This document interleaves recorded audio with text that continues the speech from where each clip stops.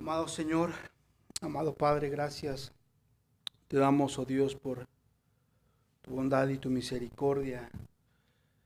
Tu palabra nos enseña que tus misericordias se renuevan cada mañana, oh Dios. Y hoy tenemos podemos palpar esa misericordia tuya, oh Dios. Al prestarnos vida, al prestarnos salud, es una evidencia de tu gran misericordia, es una evidencia también de tu amor. Es una evidencia, oh Dios, de que aún para aquellos que están fuera de Cristo, es una misericordia para que puedan arrepentirse el día de hoy. Señor, estamos reunidos, oh Dios, porque queremos alabarte, queremos glorificarte, queremos exaltar tu nombre, oh Dios, en este santo día tuyo. Señor, ten a bien estar en medio de nosotros. Padre, ten a bien estar, Señor, con nosotros, bendiciéndonos, oh Dios, obrando en nuestras vidas, en nuestros corazones, a través de cantos, a través de predicación, a través de tu santa palabra y aún débilmente a través, Señor, de esta exposición que tendremos el día de hoy acerca de esta confesión. Señor, prepara nuestros corazones para que podamos tener oídos para oír, Señor. Prepara nuestros débiles corazones. Queremos, oh Dios, y anhelamos tu presencia en medio de nuestras vidas. Padre en Cristo. Amén. Capítulo 22, el párrafo 4 de nuestra confesión de 1689. Recordemos, hermanos, que el capítulo 22, en su total el capítulo 22 se titula de la adoración religiosa y del día de reposo. Vamos a leer, hermanos, el párrafo 4 y dice así: la oración debe hacerse por cosas lícitas y por toda clase de hombres que viven o vivirán más adelante, pero no debe hacerse por los muertos ni por aquellos de quienes se puede saber que han cometido el pecado que lleva a la muerte. Hermanos, un breve recordatorio. Recordemos que estamos en el tema de la oración como un medio para la adoración. ¿Okay? Recordemos que Uber en el párrafo anterior y algunos 2 o 3 párrafos anteriores nos habló de la oración, que es parte de la adoración. Pues la adoración, hermanos, no es únicamente la alabanza, cuando digo, lo ha hablado también el pastor, fuera del estudio de la confesión, en el tema de la adoración. No solamente es la alabanza o el tiempo de los himnos, sino que la adoración también la conforma la oración, la lectura de la escritura, la predicación misma y el oír la palabra de Dios. Porque podríamos pensar, bueno, yo no predico. No, la forma en la que podemos adorar también es a través de escuchar la predicación. Entonces, todos estos son parte de la adoración al Señor. También recordemos los sacramentos como parte de la adoración. ¿Cuáles son los sacramentos? La cena del Señor y el bautismo. Todo eso es parte de la adoración de Dios. Además, hermanos, también, como vimos en el párrafo 1 de este capítulo, trata el tema importante de que esta adoración que Dios nos manda, nosotros no debemos inventarla, ¿okay? No es algo que a mí se me ocurre hacer. Es decir, no se nos deja a nosotros adorar de la forma como a nosotros nos parezca, sino que como se conoce o como lo que mencionó Uber en algún momento, toda esta doctrina o esta serie de doctrinas se le conocen como el principio regulador de la adoración. Okay, recordemos que este principio regulador de la adoración nos dice que debemos adorar solo y únicamente como Dios nos manda en las Escrituras. Yo sé, pueden entrar ahí algunos conflictos de interpretación, ¿no? Porque hay muchas cosas en la Escritura que aunque no son mandatorias para la adoración, en el sistema de interpretación que nosotros abrazamos, lo vamos a dar como una norma o lo vamos a dar como algo que se tiene que hacer, aunque la realidad no sea así. Por ejemplo, la danza. Hay algunas personas que David danzaba y quieren tomar ese versículo para decir la danza es bíblica y es válida dentro de la congregación. Pero no podemos abrazarlo así. Nuestra interpretación correcta con su contexto nos va a dar a entender y la razón de que la danza no es una normativa o no es un mandamiento dentro de la iglesia. Entre otras muchas cosas más que hoy el mundo habla de querer hacer cargas o normativas, algunas cosas que no, la escritura no nos lo permite. Entonces decíamos, ¿verdad?, que solamente Dios nos manda en las escrituras las cosas que vienen ahí explícitas o expresamente expuestas. Lo que es muy claro, ¿no? Mandatos, por ejemplo, como decía, muy claros que podemos leer, pero también aquellas cosas que son implícitas o que son necesariamente contenidas, es decir, aquellas que se le dejan a la iglesia para que de acuerdo con la prudencia y de acuerdo con el estudio de la escritura pueda uno deducir, basado en principios bíblicos, cómo debemos adorar. Ambas cosas son inspiradas por Dios. Las cosas que son expresamente expuestas y las cosas que son necesariamente contenidas en la escritura. Siendo así, hermanos, y puesto que la oración es parte de la adoración, la oración tampoco se nos deja a nuestra libertad, ni a nuestra invención, sino que la oración misma también está regulada por Dios. La oración también es gobernada por Dios. Él también, hermanos, nos da los parámetros, nos dice por qué cosas debemos orar y nos dice también por qué cosas no debemos orar. Y de esto se trata, hermanos, este párrafo que acabamos de leer. La primera parte trata de las cosas lícitas por las cuales Dios nos manda a orar, y la segunda parte de este párrafo trata de las cosas ilícitas por las cuales Dios no nos manda a orar. Las cosas que Dios prohíbe. Y esta es la división, hermanos, que quiero hacer de este estudio. ¿Okay? En la primera parte quiero hablar acerca de las oraciones que Dios nos manda a hacer, y en la segunda parte las oraciones que Dios nos prohíbe hacer. Entonces, hermanos, comencemos con el aspecto positivo de la oración, es decir, las oraciones que Dios nos manda a hacer.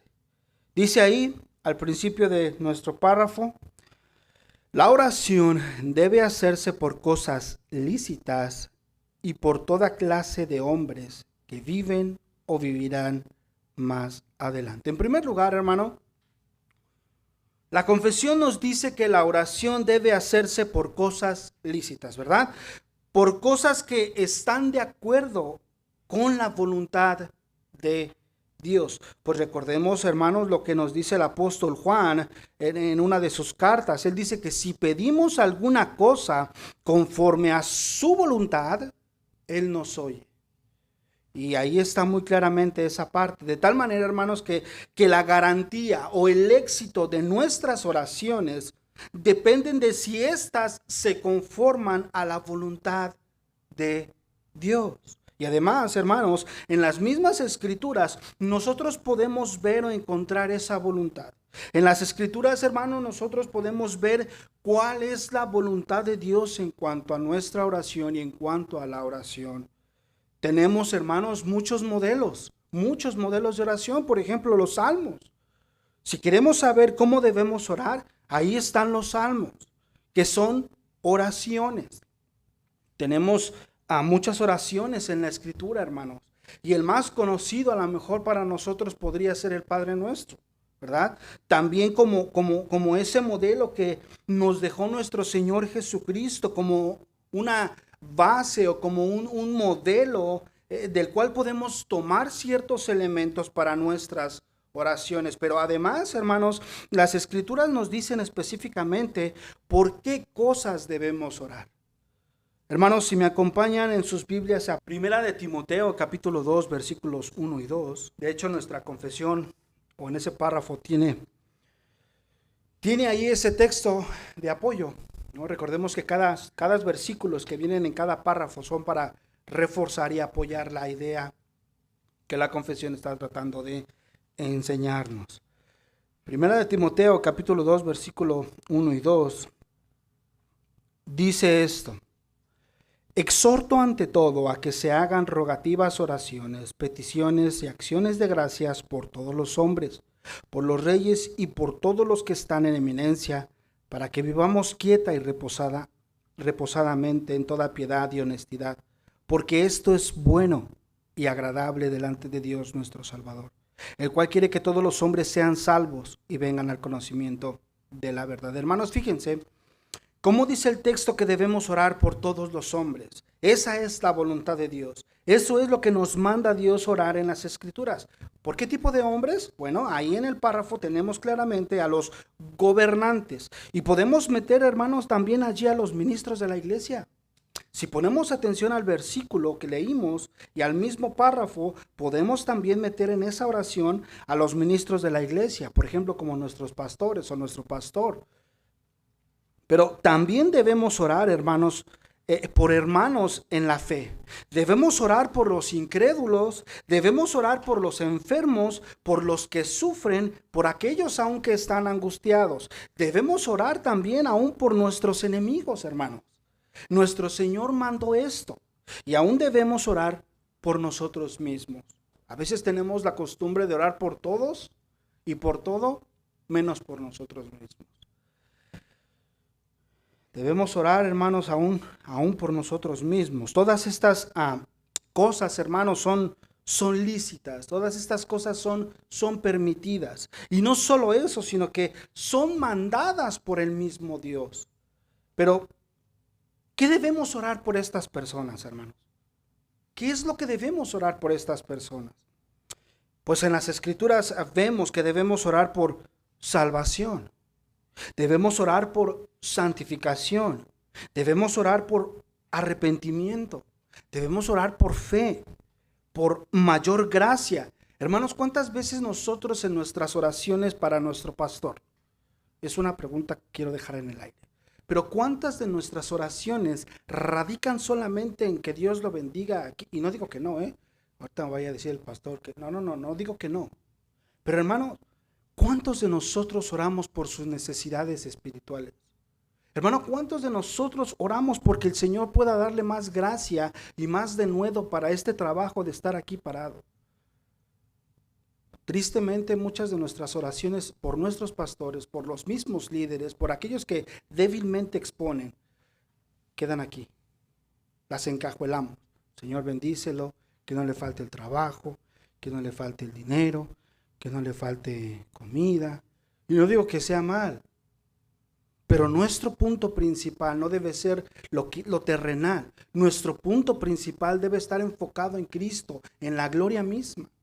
Hermanos, tanto el pastor como los que débilmente servimos en este pequeño local, necesitamos tanto del Señor, hermanos. No solamente para desarrollar nuestro trabajo allá afuera, en nuestra misma vida espiritual. Nuestras caídas, nuestras debilidades. Hermano, nuestro pastor también tiene sus debilidades. ¿O pensamos que él no tiene debilidades? Les invito a que puedan preguntárselo, no ahorita, en la intimidad, en una conversación. Estoy seguro que como también es de carne, seguro estoy que también tiene debilidades. ¿Oramos por ello? ¿O solamente porque no le falta el dinero en su cuenta de banco? Hermanos, examinemos aún nuestras oraciones. ¿Cómo las elevamos delante del Señor? A lo mejor el pastor va a decir, no, pues como que no están orando por fe o con fe, porque mi cuenta de banco tampoco está rebosante. Pero, ¿cuáles son nuestras peticiones? Hermano, ¿cómo estamos orando? Recordemos, debemos orar también por gracia, porque necesitamos la gracia del Señor para poder hablar la Escritura. Por mucho que nos preparemos a lo largo de la semana, hermanos, necesitamos la gracia del Señor. Por mucho que tengamos 20 años de experiencia en el púlpito, la gracia del Señor la necesitamos todo el tiempo. para poder hablar las verdades con denuedo, sin temor al hombre, honrando al Señor. Esa es nuestra petición. Esa es nuestra petición por los que predicamos, por nuestros pastores, por nuestro liderazgo. Esa es nuestra súplica. Meditemos un poco en eso, hermanos. Pero fíjense también, hermanos, ahí en el texto que leímos de Timoteo, nos dice algo al final. Y dice que esto es bueno y agradable delante de Dios, ¿verdad? Y no solamente, hermanos, tenemos el mandato de hacerlo, sino que además esto es bueno. No solamente el apóstol nos manda a hacerlo, sino que nos dice, hey, esto es bueno, esto es agradable delante de Dios. ¿Qué seguridad, hermanos, tenemos? ¿Qué seguridad podemos tener? Y es, hermanos, de verdad es una seguridad tan grande. Saber que pedimos conforme a la voluntad de Dios y que además de que le pedimos conforme a su voluntad aquí escrita, cuando lo hacemos con su voluntad aquí escrita, dice la Escritura, eso a Él le agrada. Eso da mayor seguridad, hermanos, a nuestras oraciones. Y aún nos debe motivar a orar conforme a la voluntad del Señor y orar conforme a esto, no fuera de esto. Orar conforme a esto. Nos motiva también, hermanos, o debería motivarnos a estudiar las Escrituras para conocer cuál es la voluntad de Dios en nuestras oraciones. Y entonces nuestras oraciones cada vez irlas moldeando, cada vez irlas acomodando más a la voluntad de Dios. Porque entonces oraremos por Escritura.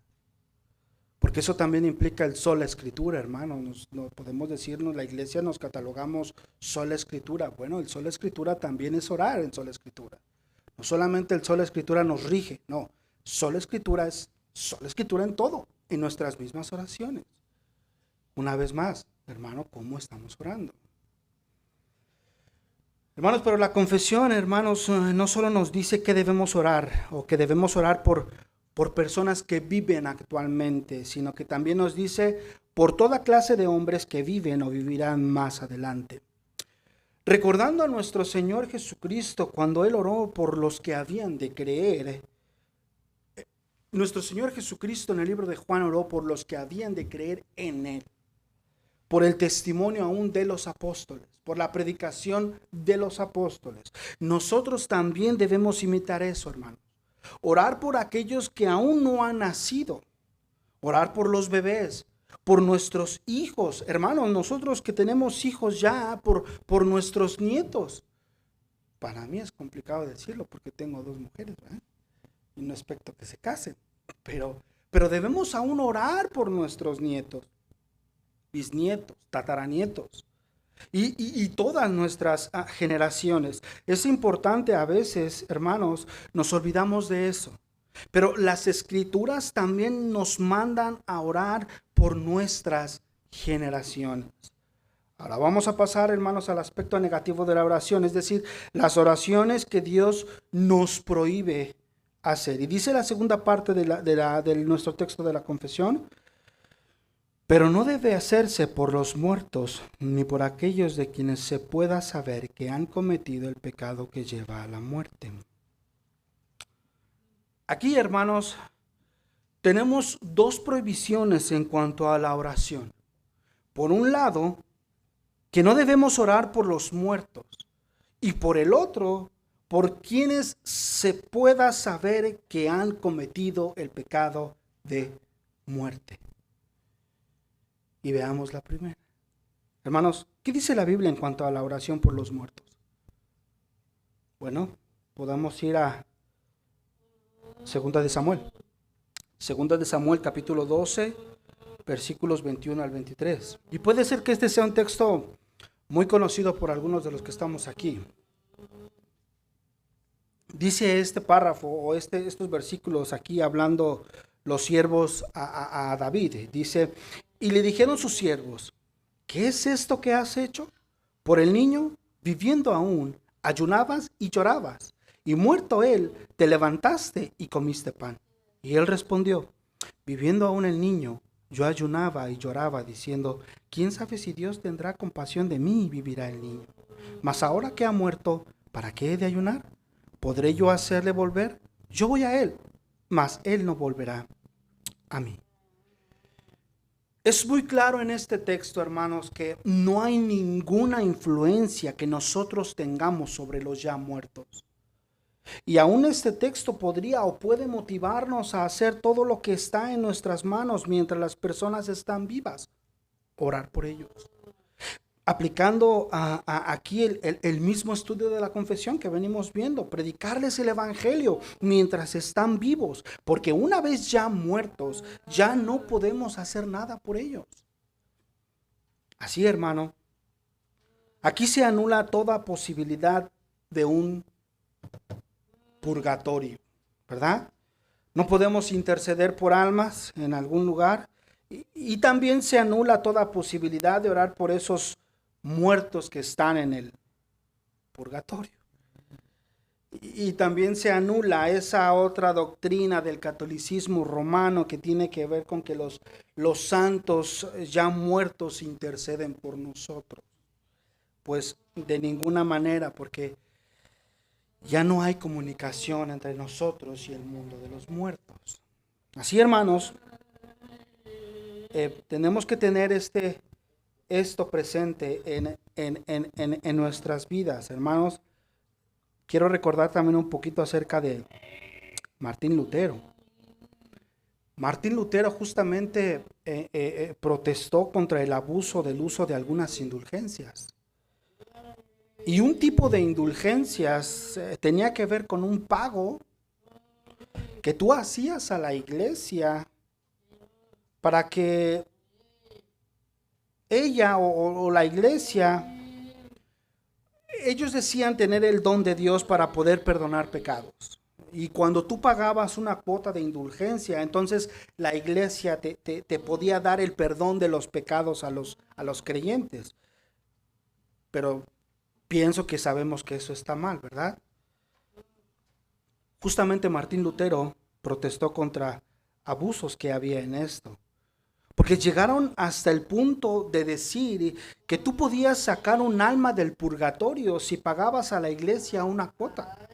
Porque supuestamente dicen o decían que la iglesia tenía el poder para sacar a un alma del purgatorio. Pero hermanos, como sabemos, esto es imposible. Porque en las escrituras ni hay purgatorio, ni tenemos poder alguno sobre los muertos.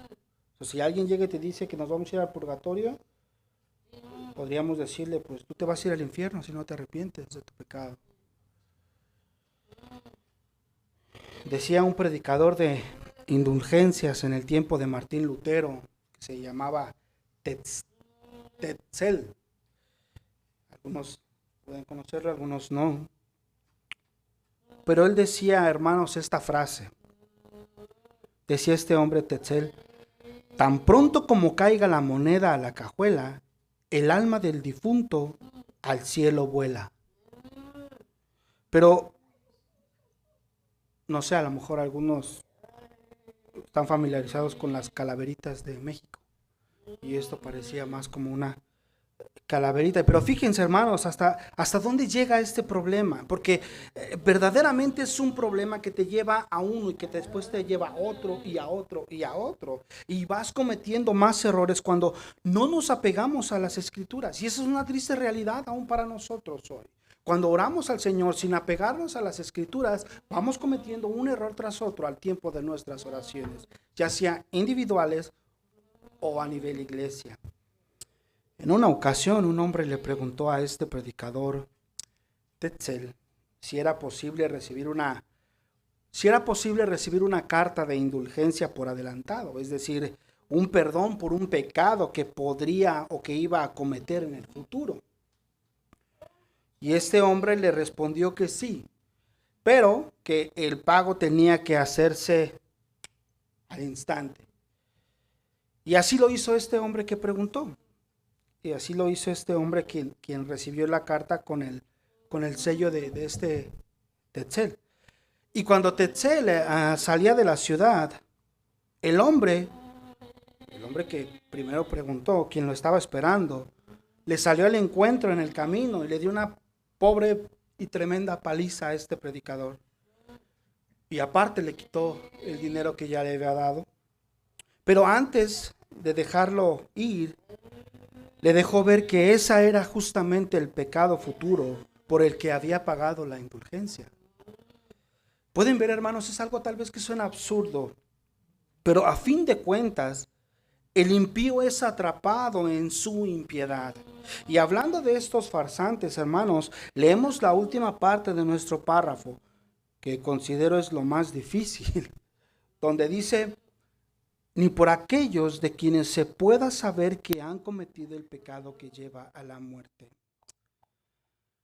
Esta declaración, hermanos, de la confesión está basada en el libro de la carta de Primera de Juan capítulo 5, versículo 16. Y allá al final de su primera carta, dice el apóstol: si alguno viera a su hermano cometer pecado que no sea de muerte, pedirá y Dios le dará vida.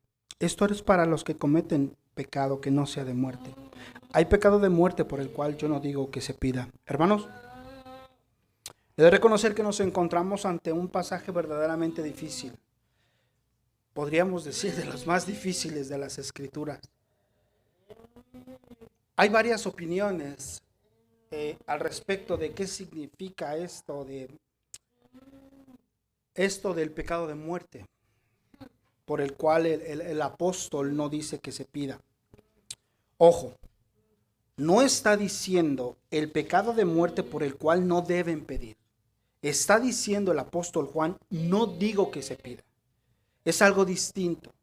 Pero ahorita vamos a ver eso, hermanos. Primero, el texto es difícil porque es difícil saber a qué se refiere el apóstol Juan con el pecado que lleva a la muerte o con el pecado de muerte. Y todavía es más difícil saber si de alguna manera indirecta el apóstol está mandando a no orar por los que cometen el pecado de muerte. Y veamos entonces la primera parte, es decir, ¿a qué se refiere con el pecado de muerte? Con el pecado que lleva a la muerte. Aquí hay varias opiniones, hermanos, entre los estudiosos, entre los teólogos. Digamos que hay dos que se pueden mencionar. Entre varias opiniones, considero dos que se pueden mencionar. Una de ellas es que aquí el apóstol Juan se está refiriendo a una muerte física.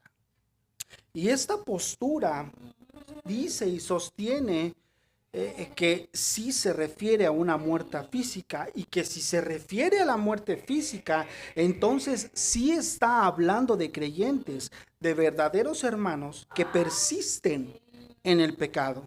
Entonces, cuando ese verdadero cristiano está persistiendo en el pecado, Dios, como en un modo de disciplina, le quita la vida. Y sé que esto puede ocurrir en lo personal, sé que esto puede ocurrir. He sabido de casos de amigos pastores en donde en el tiempo de disciplina a su iglesia, almas han persistido en el pecado. En el sistema de disciplina de Mateo 18, donde han aplicado los pasos de Mateo 18, y al final el Señor ha dado un juicio y ha quitado la vida a esta persona que persistía en pecar. Pero, aunque sabemos que, o sé que eso es verdad, si un verdadero creyente persiste en pecado, Dios en su disciplina le puede quitar la vida. Pero, aunque puedo pensar y podemos pensar que eso pueda ser una verdad, es un poco extraño que aquí el apóstol esté hablando de muerte física, cuando en toda la carta, al referirse a la vida y a la falta de vida, el apóstol lo que hace es que se está refiriendo a una vida eterna, a una vida espiritual. Todo a lo largo y ancho de su carta, a eso se refiere cuando está hablando de vida. No vida física, sino vida espiritual. Y tiene aún más sustento la otra postura. Recuerden, les dije, había dos posturas que consideré. La otra postura que dice que aquí se está refiriendo a una muerte eterna. Pero entonces, si nos vamos por esa, no se está refiriendo a creyentes, sino a los apóstatas. Apóstatas.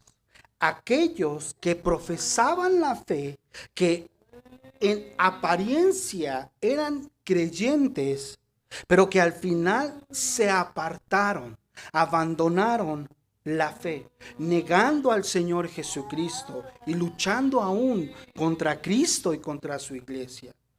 Recordemos, hermanos, que uno de los temas principales de la primera carta del apóstol Juan es confirmar a los verdaderos creyentes en la fe y darles aún esa seguridad de salvación, pero al mismo tiempo hacer la diferencia entre los que pertenecen a Cristo y los que pertenecen al mundo. Yo sé, algunos pueden decir de mí, oh, hermano, siempre hace una diferencia, aún en sus sermones hace una diferencia, hermanos, es bíblico. El apóstol Juan y nuestro Señor Jesucristo lo viene arrastrando también en su predicación. Hermanos, ¿quieres saber si realmente estás en Cristo?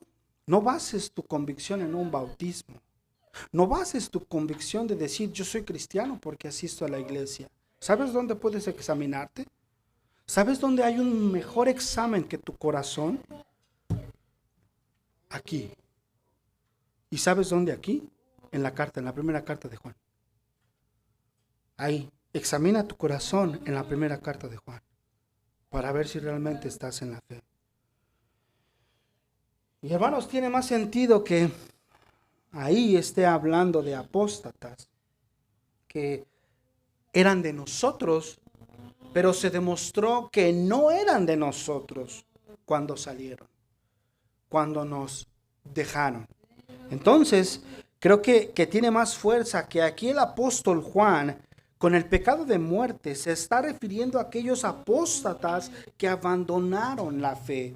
Hermanos, también aquí es importante hacer la aclaración. No es lo mismo un apóstata empedernido, hermanos, que conscientemente abandona la fe, que conscientemente niega la fe, que conscientemente lucha contra Cristo y que pelea contra la iglesia, que un verdadero creyente. Hermano, fíjate lo que voy a decir, que un verdadero creyente que en un momento de debilidad puede apartarse, que puede tener un cierto grado de apostasía, pero que el Señor lo vuelve a traer. No es lo mismo. Es decir, aquí el apóstol Juan no está hablando de los que habla Santiago en el libro de Santiago, cuando Santiago dice, hermanos, si alguno de ustedes se ha extraviado de la verdad y alguno le hace volver, sepa que el que haga volver al pecador del error de su camino, salvará de muerte un alma y cubrirá multitud de pecados. No se está refiriendo a este tipo de personas que se apartan y después vuelven, sino a aquellos apóstatas que lucharon contra Cristo, aquellos apóstatas que conscientemente niegan la fe. Pero hermanos, la segunda parte es como decía, más difícil, porque tiene que ver con que si el apóstol Juan está diciendo que no debemos orar por los apóstatas, o no se está refiriendo a eso por esta frase que dice, no digo que se ore. Es decir, el apóstol Juan no está dando un mandato explícito diciendo no oren por aquellos que han cometido pecado de muerte. Eso no dice la escritura. Más bien dice, yo no digo que se ore. Lo cual hace que el lenguaje sea un poco más ambiguo y difícil. Y es difícil, hermanos, saber verdaderamente a qué se está refiriendo. Y por eso, hermanos, no me atrevería yo a decirles que no oremos por aquellos que de alguna manera pudiesen apostatar. Pero hermanos, si es que el apóstol Juan aquí, de manera indirecta, está mandando a no orar por aquellos apóstatas empedernidos como Judas Iscariote, si es que aquí el apóstol Juan está mandando no orar por ellos, hay suficiente evidencia en las escrituras para esa acción. Por ejemplo, el libro de Jeremías, en capítulo 7, versículos 16 al 18, vamos a ver ahí, o veremos ahí hay un caso en el que Dios prohíbe orar por apóstatas que abandonaron al Señor y se fueron tras los ídolos. Jeremías 17, Jeremías 7, versículos 16 al 18 dice: Tú pues no ores por este pueblo, ni levantes por ellos clamor ni oración, ni me ruegues, porque no te oiré. ¿No ves lo que estos hacen en las ciudades de Judá y en las calles de Jerusalén? Los hijos recogen la leña, los padres encienden el fuego, y las mujeres amasan la masa para hacer tortas a la reina del cielo y para hacer ofrenda a dioses ajenos, para provocarme a ira. Y recordando, hermanos, también a nuestro Señor Jesucristo, que Él dijo que no oraba por el mundo, sino por aquellos que creerían en Él. Y otros más ejemplos, hermanos, donde vemos que sí hay evidencia en las Escrituras para no orar por aquellos de quienes se puede saber, como dice la confesión, que han cometido el pecado de muerte. No orar por aquellos de quienes verdaderamente estamos seguros que son apóstatas. Lo que no estamos seguros es de si Juan está mandando esto en su carta, ¿verdad? Espero que quede claro, hermanos. Si no queda claro, cualquier cosa podemos hablarlo, no ahorita, después, pero de antemano digo, es un texto difícil. Y bueno, hermanos, para poder entender un poquito más cómo es un apóstata, no quería dejar de lado el ejemplo de la historia de la iglesia. En el siglo IV hubo un emperador de los sucesores de Constantino que se llamaba Juliano, y la iglesia lo apodó Juliano el Apóstata. Y quise sacar esta frase de Juliano el Apóstata porque resume muy bien qué es lo que hay en el corazón de un apóstata y qué sale de la boca de un apóstata, de uno que abandona la fe. Y fíjense cómo dijo Juliano el Apóstata. Dice este hombre: yo he leído, conocido y condenado su evangelio. ¿Pueden ver, hermanos? ¿Pueden ver lo terrible del corazón de un apóstata? Alguien que había conocido la fe, alguien que había leído acerca del evangelio, pero que ahora condenaba el evangelio. Obviamente este perverso hombre nunca fue un converso. Nunca hubo salvación, porque si no, él no hubiera dicho eso. Pero se demuestra que él no era un verdadero creyente, aunque profesaba el cristianismo durante un tiempo, pero nada más era de labios hacia afuera. Este hombre se mostró que era un apóstata, en que él condenó el santo evangelio por el cual un hombre puede ser salvo, y por lo tanto él no puede tener perdón, porque él lucha contra aquello que es el remedio. Y bueno, hermanos, vamos a las aplicaciones finales de este párrafo. Querido hermano que estás en la fe, hermano que has sido salvado por la gracia de Cristo, hermano que confiesas a Jesús como el Hijo de Dios, que Él te ha salvado, que Él te ha librado de tus pecados. Querido hermano, déjame preguntarte algo. ¿Estás enfermo esta mañana? ¿Tienes familiares incrédulos? Hermano, tus tentaciones te abruman. Hermano, ¿estás desanimado? Ora, querido hermano. Y no solo eso, sino pide aún a la iglesia que ore por esa necesidad que tienes. No la veas muy pequeña, diciendo, no, a lo mejor, no, esto pasa al rápido. ¿Para qué cargo a la iglesia con esto? Es bueno, hermano, cuando estamos afligidos, orar, pero también pedir el apoyo en oración de los hermanos. Y hazlo, querido hermano, porque debes hacerlo con fe, con perseverancia y con esperanza, porque esto es bueno y agradable delante de Dios. Él nos manda a presentar nuestras cargas delante de Él, porque Él tiene cuidado de nosotros. Él nos dice que por nada estemos afanados, sino que sean conocidas nuestras peticiones delante de Él. Tenemos suficientes promesas, hermanos, para ir con confianza a Dios por cualquier necesidad, y con la confianza de que Él nos oye, de que eso es lícito delante de Dios, de que eso lo aprueba, y además Dios se deleita en esas oraciones, porque tú estás en Cristo, su amado Hijo.